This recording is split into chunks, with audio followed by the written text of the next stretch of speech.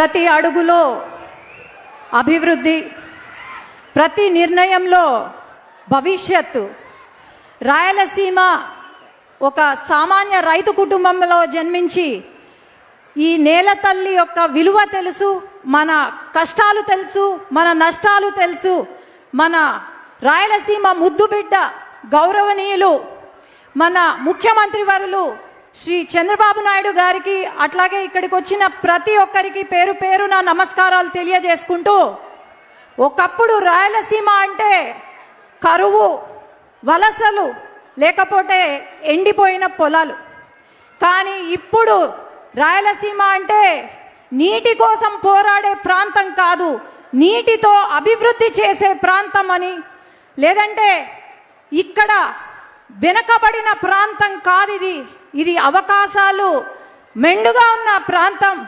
అట్లాగే వలసలు వెళ్ళే ప్రాంతం కాదు, ఇది వలసల గడ్డ కాదు, విజయాల గడ్డ అనే ఒక విజన్తో ఈరోజు రాయలసీమను రతనాల సీమగా మార్చి, ముఖ్యంగా మన నంద్యాల జిల్లాను రతనాల సీమగా మార్చి ఈరోజు ఒక హార్టికల్చర్ హబ్గాను, లేదంటే పరిశ్రమలు, ఎలక్ట్రానిక్స్ హబ్గా, అట్లాగే డిఫెన్స్ హబ్గా మన రాయలసీమను తీర్చిదిద్దుతున్నారు మన ముఖ్యమంత్రి వర్యులు.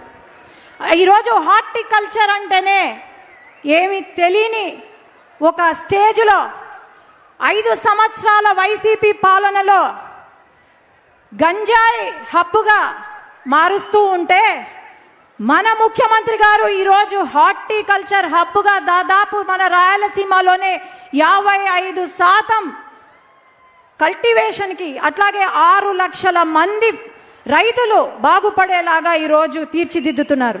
అట్లాగే వైసీపీ పాలనలో కంపెనీలు, పరిశ్రమలు వెళ్ళగొడుతూ ఉంటే, పారిపోతుంటే ఈరోజు ఆ పరిశ్రమలు, కంపెనీలు క్యూ కట్టి మన రాష్ట్రానికి వస్తున్నాయి.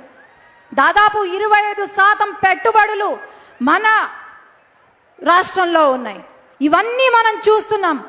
ముఖ్యంగా నేను ఒకటే చెప్తున్నాను, ఈరోజు రాయలసీమ ముద్దు బిడ్డ అని చెప్పి కొంతమంది నాయకులు మాట్లాడుతున్నారు. సొంత పులివెందల, కడపలో కూడా ఏమి చెయ్యలేని ఆనాటి ముఖ్యమంత్రి జగన్మోహన్ రెడ్డి, రెడ్డి అనను జగన్మోహన్ గారు ఈరోజు నేను రాయలసీమ ముద్దు బిడ్డ అంటుంటే రాయలసీమ వాళ్లకు తెలుసు ఎవరు రాయలసీమ కోసం, మన జిల్లా అభివృద్ధి కోసం కృషి చేస్తున్నారు అని. ఈరోజు నంద్యాలలో ఒకప్పుడు బనగానపల్లె కరువు ప్రాంతమైన బనగానపల్లె ఈరోజు నీళ్లు పారుతున్నాయంటే అది కేవలం మన ముఖ్యమంత్రి గారి వల్లే. అట్లాగే ఈరోజు మహిళలకు పెద్దపీట వేస్తున్నారు.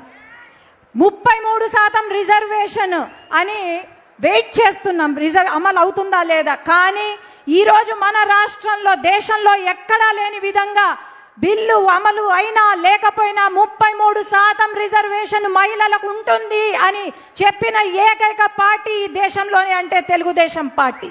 అట్లాగే మహిళలకు ఏమాత్రం గౌరవం ఇస్తున్నారు వైసీపీ నాయకులు మనం చూసాం. నిన్న వైసీపీ కార్యాలయంలో ఒక వైసీపీ మహిళను కొట్టారు, లేదంటే మన పైన కేసులు పెట్టారు. అట్లాగే ఒక చిన్న బాలికను రేప్ చేస్తే పాస్కో కేసు పెడితే వాళ్ళను పరామర్శిస్తారు. ఇది వైసీపీ నాయకులకున్న మరి ఏమనాలో అర్థం కావట్లేదు. ఈరోజు ఒకటే గుర్తు పెట్టుకోవాలా, రాయలసీమకు మేలు చేసిన వాడు ఖచ్చితంగా రాయలసీమ ప్రజలు గుండెల్లో పెట్టుకొని చూసుకుంటారు, అదే సిబిఎన్ గారు. అట్లాగే రాయలసీమకు అధికారం ఉన్నా లేకపోయినా మన ప్రాంతం కోసం పోరాడే నాయకుడిని గుండెల్లో పెట్టి చూసుకుంటారు మన రాయలసీమ వాళ్ళు. కానీ ఊరికే ఏదో వచ్చి నేను రాయలసీమ బిడ్డ అంటే ఎవరు ఒప్పుకోరు.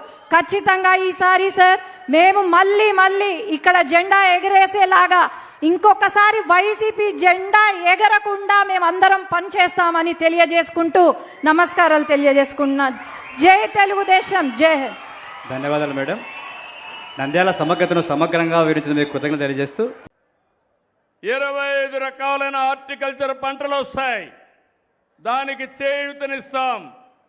అవసరమైతే కోల్డ్ స్టోరేజ్లు పెట్టడం, ప్రపంచానికి ఎగుమతి చేయాలంటే ఎలాంటి చర్యలు తీసుకోవాలో అవన్నీ తీసుకోవడం, నీటి వనరులు ఎక్కడన్నా తక్కువ ఉంటే ఇవ్వడం, రోడ్లు కూడా వేయడం, పోర్టుల్ని, ఎయిర్పోర్ట్లని, రైల్ని అనుసంధానం చేయడం, ఇవన్నీ చేయడానికి ప్రైవేట్లో, గవర్నమెంట్లో 1,00,000 కోట్లు ఖర్చు పెడతాం. ప్రైవేట్ 60,000 కోట్లు ఖర్చు పెడతారు. మనం కూడా 40,000 కోట్ల రూపాయలు ఖర్చు పెడతామని నేను మీకు తెలియజేస్తున్నా. ఈ నంద్యాల జిల్లా నేను ఒకటే మీకు అందరికీ కోరుతున్నాను, చాలా అవకాశాలు ఉన్నాయి, నీళ్లు పైనే ఉన్నాయి. ఈరోజు మళ్ళీ మీ అందరికీ విజ్ఞప్తి చేసేది, దీన్ని సద్వినియోగం చేసుకొని ముందుకు పోతాం. కానీ కొన్ని సమస్యలు వస్తాయి, ఆ సమస్యల్ని పరిష్కారం చేసుకోవాలి. ఎక్కడో ఇరాన్, ఎక్కడో అమెరికా వాళ్ళు యుద్ధం చేస్తే మనకు గ్యాస్ వచ్చే పరిస్థితి లేదు. అక్కడి నుంచి డిస్టర్బ్ అయింది.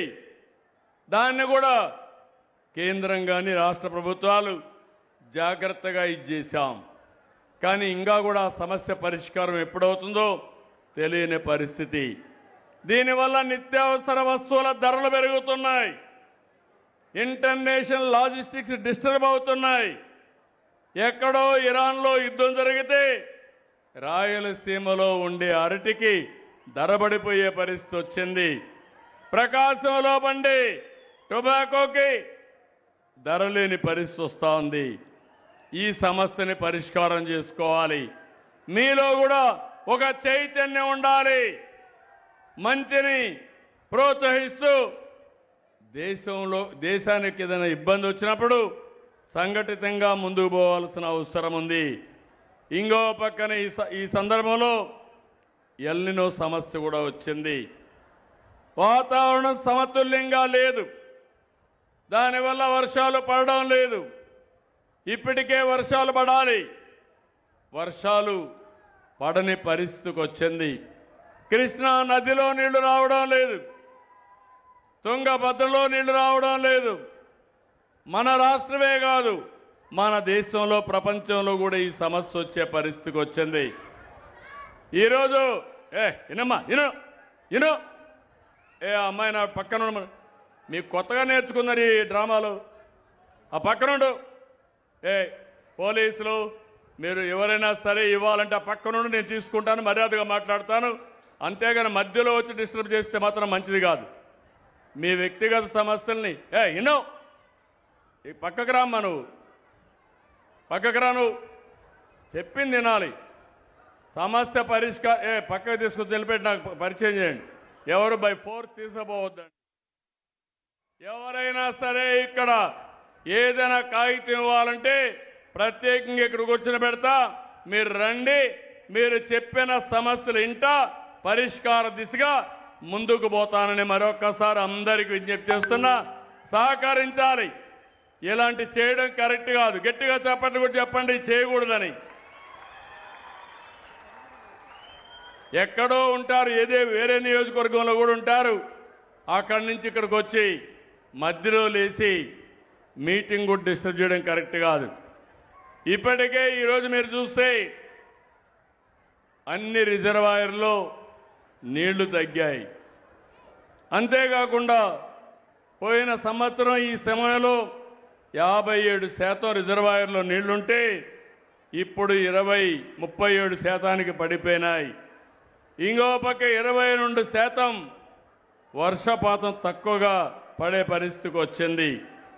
దీన్ని కూడా మనం అధిగమించాలి. అందుకే నేను ఒక కార్యక్రమం ఇచ్చాను. ఆ కార్యక్రమం జలధార జలహారతి. నేను మీ జిల్లా కలెక్టర్ని, ఇక్కడే మంత్రి గారిని మనస్ఫూర్తిగా అభినందిస్తున్నాను. ఈ జిల్లాలో కొలిమిగుండ్ల మండలంలో కేవలం 8 రోజుల్లో 18 కిలోమీటర్లు ఫీడర్ ఛానల్ చేసి 10 చెక్ డ్యాములు పునరుద్ధరించి 1707 ఎకరాలు ఆయకట్టుని స్థిరీకరించారు. గట్టిగా చప్పట్లు కొట్టి మీరందరూ కూడా అభినందించాలి. ఇది జలధార విజయం. ఈ విజయానికి కారకులైన ఆఫీసర్ని మనస్ఫూర్తిగా అభినందిస్తున్నా. మనం గుర్తుపెట్టుకోవాలి, భగవంతుడు వర్షాన్ని ఇస్తే ఆ నీళ్లన్నీ కిందికి పంపించి మనం కరువు బారిన పడుతున్నాం. అట్లా కాకుండా ఎక్కడ పడిన వర్షపు నీటిని అక్కడే భూగర్భ జలాలుగా మార్చుకోవాలి. అది చేయగలిగితే కరువు అనే మాట రాదు.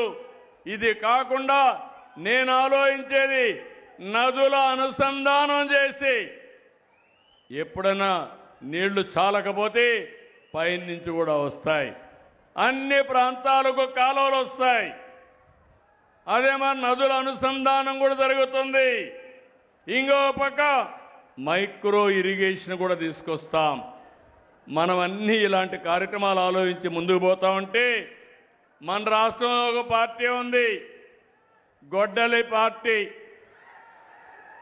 అవునా కాదా? గొడ్డలి పార్టీ అనేవాడు చేలిపైకెత్తండి, నేరాలు చేస్తారనేవాడు చేలిపైకెత్తండి. మీరు చూస్తే ఇటీవల కాలంలో ఆ మనమంతా మీ సమస్యలు ఎట్లా పరిష్కారం చేయాలని నేను ఆలోచిస్తున్నా. మీకు సంక్షేమం ఎట్లా ఇవ్వాలని ఆలోచిస్తున్నా. మిమ్మల్ని ఏ విధంగా ముందుకు తీసుకుపోవాలని ఆలోచిస్తున్నాను. వాళ్ళు మాత్రం విసుగు విరామం లేకుండా కుట్రలు కుతంత్రాలు చేస్తున్నారు.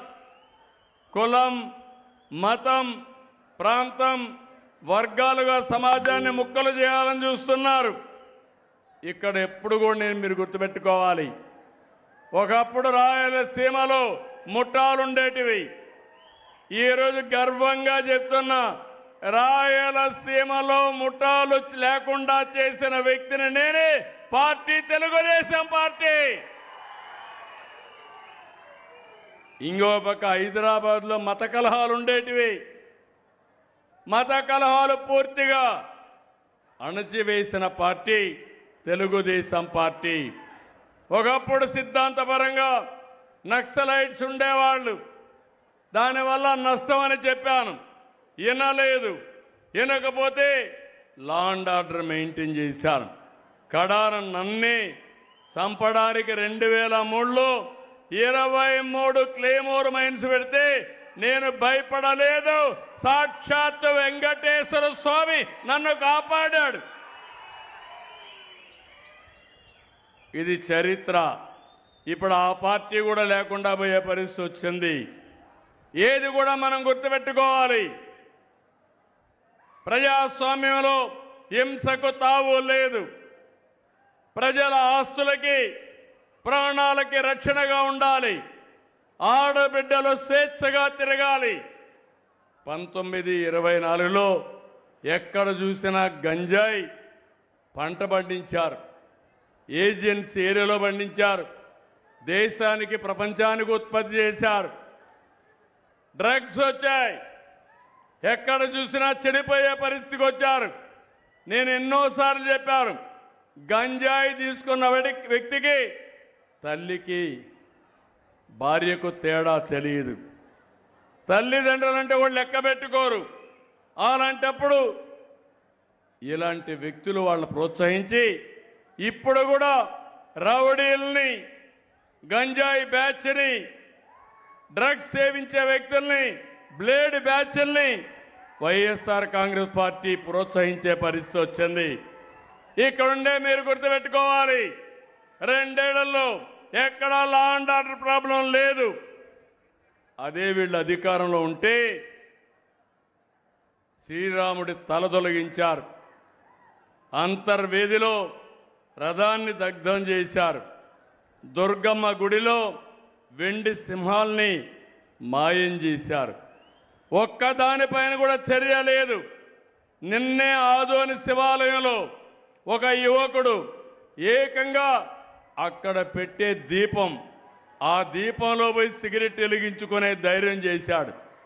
అదే ఈ ప్రభుత్వంలో ఎవరు చేసినా వాళ్ళని వదిలిపెట్టమని మరొక్కసారి గట్టిగా హెచ్చరిస్తున్నాను.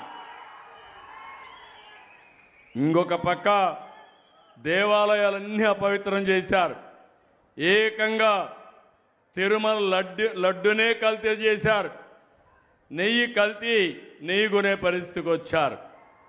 ఎప్పుడైనా సరే మత విద్వేషాలు రెచ్చగొట్టడం, మనోభావాలు దెబ్బతీయడం మంచి పద్ధతి కాదు. ఇలాంటి ఘోరాలు చాలా జరిగాయి. అలాంటి ఘోరాలు జరిగితే ఈరోజు మనం అన్ని కూడా ప్రక్షాళన చేశాం. ఇప్పుడు సోషల్ మీడియాలో కొంతమందిని పెట్టుకున్నారు.